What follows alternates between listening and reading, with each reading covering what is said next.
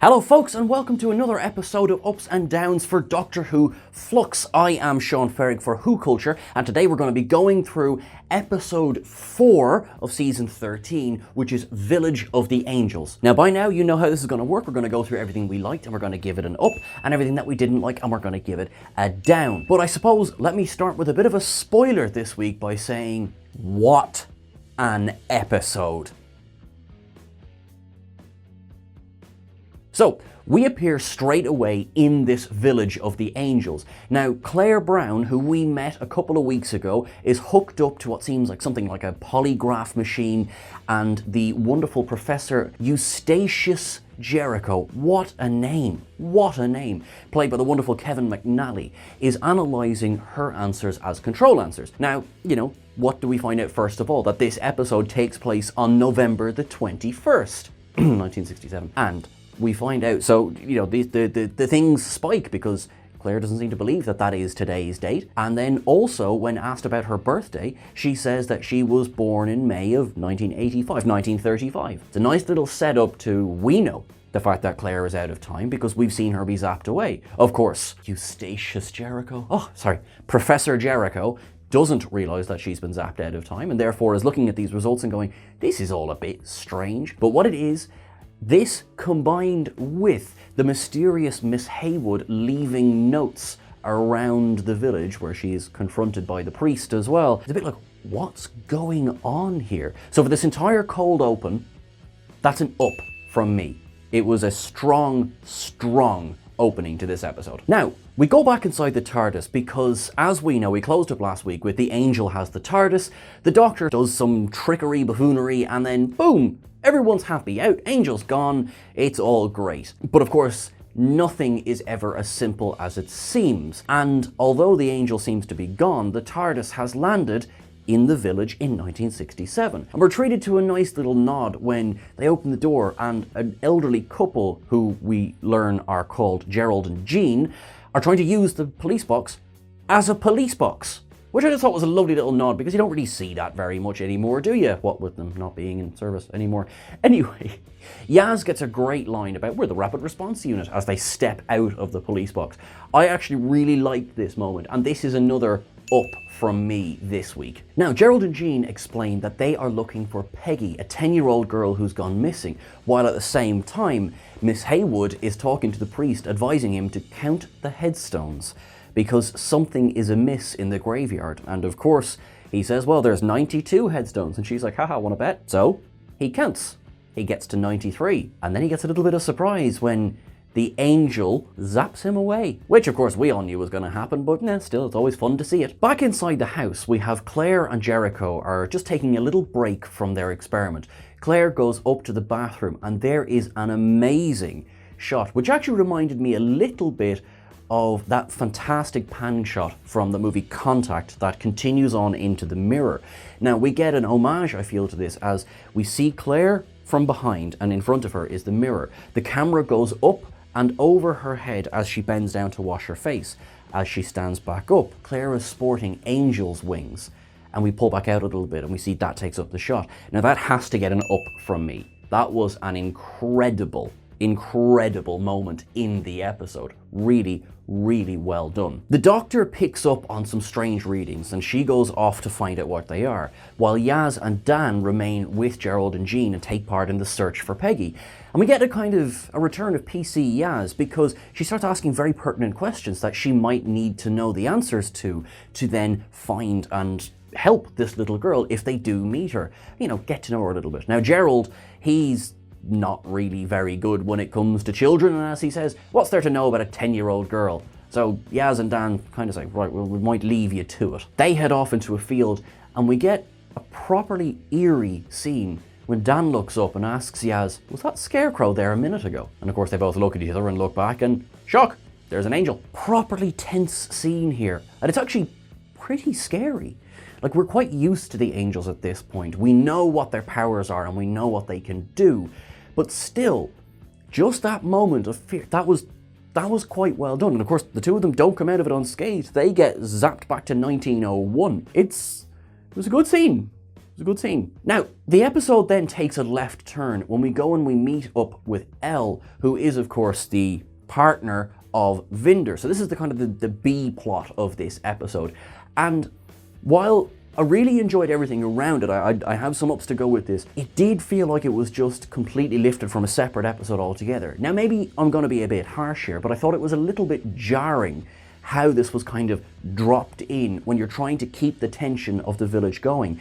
And so how they included it for me is a down. Now, that's not to say I didn't enjoy it, but it took me out of the tension of the kind of the haunted house feel of what was going on in the village. So I will lead with a down for just how this was chopped in. I will, however, come back with an up for Blake Harrison's appearance as Namaka. Now, of course, he would be best known as Neil from The In-Betweeners, and he's playing a very nice character who says to Elle, come with me and I'll bring you to meet this lovely person who's helping lots of people get off this decimated world of Pisano, which of course has been affected so badly by the flux. Now, Elle does go along with them and they kind of gather in a stone quarry, which was really quite reminiscent of classic Who for me. Quite enjoyed that. And who appears but Azure. So straight away you realise, Azure's not helping people. No. Which is only compounded by the fact when she says, I will save you all and bring you somewhere else. Now, if you could just look at my friend here, and then a passenger arrives. Now, thankfully, Elle knows what a passenger is, and she grabs Namaka and starts to drag him away. And he thinks, what are you doing? You're ruining our chances for salvation here, you mad woman. Stop it now, I tell you.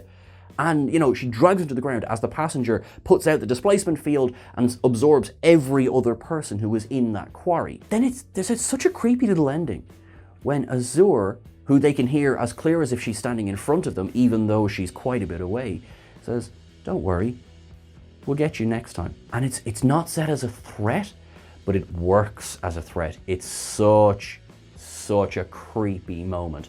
Now, Namaka doesn't realise that at this point, Elle has saved his life. He doesn't understand that at this point. So he's a bit like, get away from me.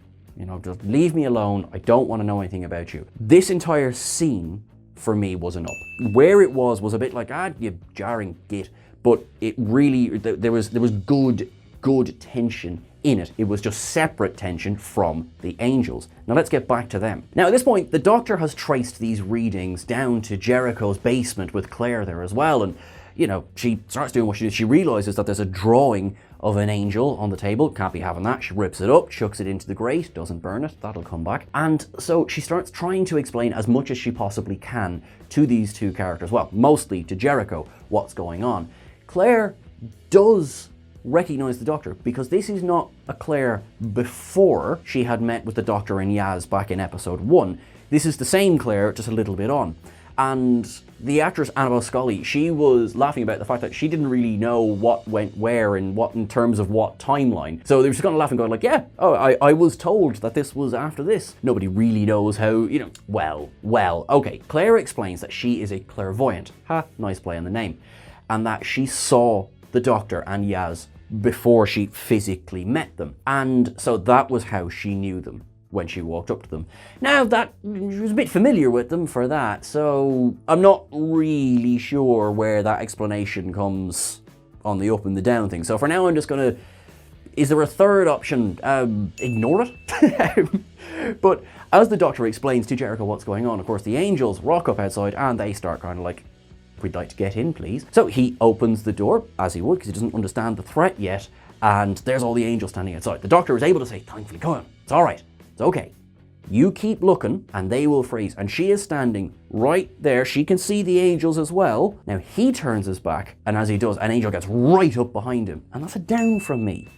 The Doctor was still looking. So that stood out for me, that this angel was able to move, despite the fact that the Doctor was still looking at them. Now, I mean, potentially there's eye lines and there's, maybe there was something he could see that she couldn't see, but it was just enough to be like, you needed to get a jump scare in, I understand that, but follow your own rules, Doctor Who, follow your own rules. Funniest line of the whole episode comes just after this scene, and it's delivered, this is an up by the way, it's delivered by Professor Jericho when the They ring the doorbell and he just goes, are they really ringing the doorbell? Just the way Kevin McNally just delivers that line was fantastic. So that was absolutely an up from me. We get some good callbacks to earlier episodes, particularly when Claire gets some dust coming out of her eye. Of course, this is completely evocative of Amy Pond back in Flesh and Stone and the Time of the Angels, because they started to play with her. And it's an uncomfortable scene because we know, or at least we think we know, what's going to happen.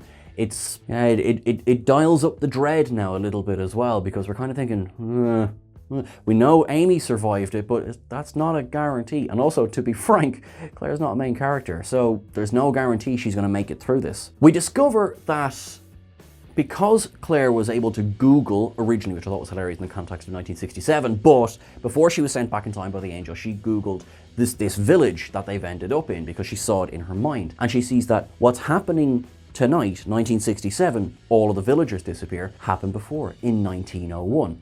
Now, we take a trip to 1901 because that's where Yaz and Dan have been sent. And they are so unconcerned by what's happened, which I actually really, really like, because although they got the fright and they got sent back by the angel, and yes, that's scary and everything, they're a bit like, kind of like, well, it's time travel. We've done this several times at this point. And they meet the lost little girl, the 10-year-old girl who walks around a corner, and Dan just goes, your name's not Peggy, is it? Which is, I thought, again, just John Bishop's delivery of that was really, really good. However, I am putting myself in the firing line here because Dan's questions to Yaz about absolutely everything, I just felt they were a bit they were episode 1 questions, not episode 4 questions. You have these two characters have been sent back in time, and the doctor's not there, so yes, he is going to gravitate to the person who's got more experience. That's absolutely fine.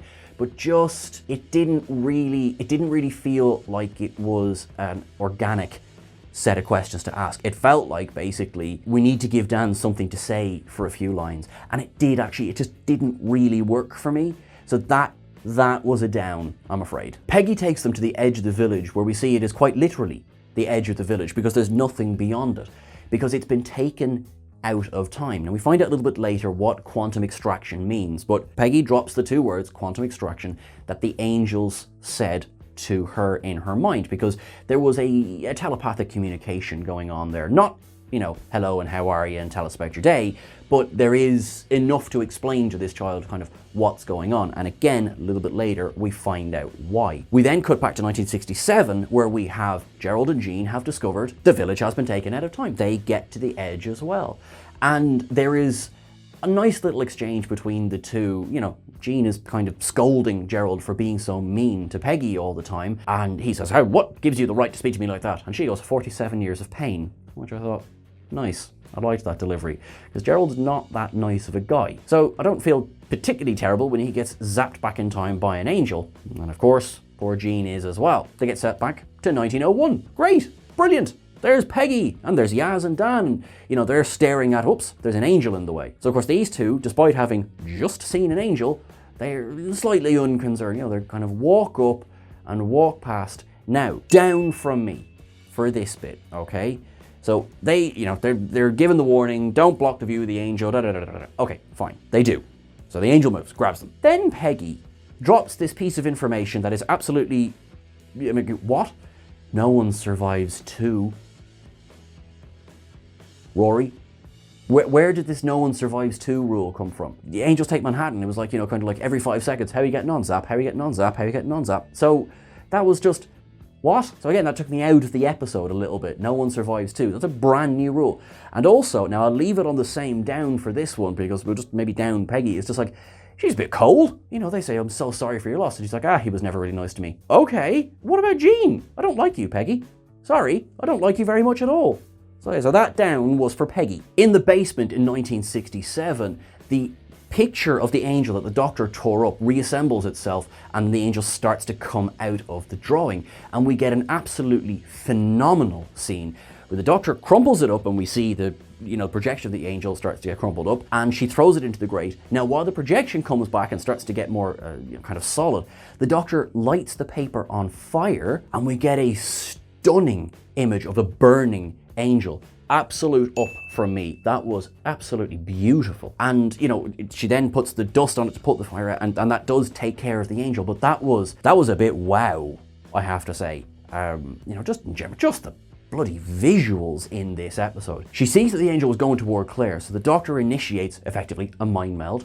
And the professor, in fairness to him, goes, yes, I get what's going on here. I get that it's so bad, but I need to study this. And I kind of like that. Like, even in a time of pure panic, he doesn't panic. There's slightly forced dialogue about, he was one of the first into Belsen after the liberation of it, which is horrific. But so it was a tiny bit kind of like, I get it, but you didn't really need to add that in. But I really like the professor in this scene. We go into Claire's mind, and then the doctor has a chat with an angel, and we finally find out a bit of what's going on here. The angels are hunting this angel that's inside Claire's mind because they're all division. And this angel is a deserter. And the doctor is absolutely reeling from this because the division obviously worked for the Time Lords. So the angels work for them. And further, Rogue Angel, as they will go on to be called, has information about the Doctor's time working for Division, which of course, we're going back to fugitive Doctor times for this one. So this is a massive, massive moment of, okay, let's push this along, So you might be surprised that I'm about to down the fact that the Doctor delivers a fierce load of exposition in this scene. And I'm being really harsh because the episode itself is so good. I really am being harsh in this. Like, it was a bit like, how did it seem? The Rogue Angel would say, basically, yes, we are working for a Division. And then it was like, the episode said, pause. And do you mean the Division does this, and then this happens, and then this with the TARDIS, and then this as well, and oh my God, and here's my memories, and there's, it's like, stop, we get it, we were there, we got it. So that, that spoiled that scene for me a little bit. Because otherwise, brilliant, love the visuals, I love the fact that they're standing on like a kind of a cove almost, and Claire is the mouthpiece for this angel. Really, really liked it. And the Doctor's trying to make a deal and everything. Strong scene. Now, of course, it doesn't last, and we come out of that, and they're trying to get out of the house, and the Doctor reveals, by the way, there's a tunnel here, Professor. Somebody else's dishonesty, helped us out there. So as they're coming out, the angels, of course, are smashing their way down the door. They've been communicating to Jericho in his own voice, which is beautifully creepy. And Doctor is able to kind of wire Jericho's machine to put head straps on the angel, so they'll be able to, do a bit of damage.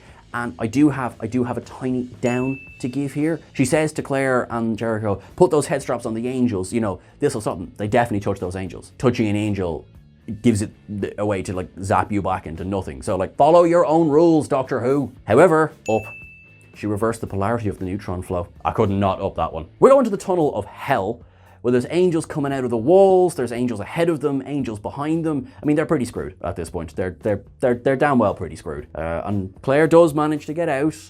Jericho doesn't. And he ends up back in the field with Dan and Yaz and Peggy. And he's back in 1901. He's like, uh-oh. Now, they're standing in front of a very strange convergence of two timelines. So they can see 1967 standing right in front of them, effectively, and it's night over there and day. That Dan wisely chucks a stick at it, which is destroyed, and it's like, oh, okay, well, we won't be going for a walk through that. And then the mysterious history teacher, Miss Haywood, appears on the other side, confirming the theory that Peggy is her. She's able to drop the unfortunate little bombshell. It's like, Peggy, I'm sorry, but you will be coming home the long way around. You're not time traveling out of here, and it will take 66 years for her to get back home again. Now, with the looks at home, I wouldn't really want to be there that night, but she does anyway. They explain then what quantum extraction means, that it means take a village out of time and out of space so that the angels can conduct some work there. This comes to the form when, the Doctor basically tries to get past the angel, but she has to turn her back to do it, and they don't do anything. And she's like, all right, and then she tests it again, she blinks really slowly, and they don't do anything. So she's like, haha, sound, runs out the tunnel, joins up with everyone. She's on the other side of the barrier from all of her friends. Now, she looks back up and there is a veritable army of angels there. And there's poor Claire standing there, again, the mouthpiece for the Rogue Angel, who has absolutely made a deal with the rest of Division to be like, here, have the Doctor. And yeah, she's basically captured, which we kind of saw that coming, but in quite a cool way. She is transformed into a weeping angel herself, being recalled to Division. Now, it was a heck of an image to finish on, so that's an up from me. I like it well because it seems like, well, that's Doctor's dead, but no, there's maybe like a transporting way of, we'll be bringing the Doctor to Division, and, if she's an angel, she can't really do anything to get around that. And then it's over. So that's it. That's the end of the episode. It's like, we're just absolutely screaming for more, except that it's not quite the end of the episode. So the credits roll, but halfway through them, feels like we're in a Marvel movie, Vinder arrives on Pisano, and he meets Namaka, who has had a bit of a change of heart, and there is a heartwarming scene of he sees a recording of Elle, which is unfortunately not able to give him the coordinates of where she's going, but, you know, you can see that these star-crossed lovers are meeting and are meeting soon, which is a final up from me. That's everything for our episode now, guys. Now, the teaser for next week, which I have to mention because, now look away right now if you don't want any spoilers, okay? Kate Stewart is back next week. We got no fanfare. I did not know this was happening. Kate Stewart returns next week. Will she be a part of UNIT, which was apparently disbanded due to budgetary complaints in 2019? Try saying that 10 times fast. Will she be bringing Osgood with her? Maybe. Fantastic to see her back. Can't wait to see where this goes. The episode will be called Survivors of the Flux, and it will be out next week. Now, I may have missed a whole ton from this, so please drop it into the comments below and let us know what you thought of the episode. Please don't forget to like, share, and subscribe. Remember, you can catch us over on Twitter at WhoCulture, and you can catch myself at Sean Ferrick on all the various socials as well. Until I see you again, look after yourself, keep things wibbly wobbly, and for God's sake, don't blink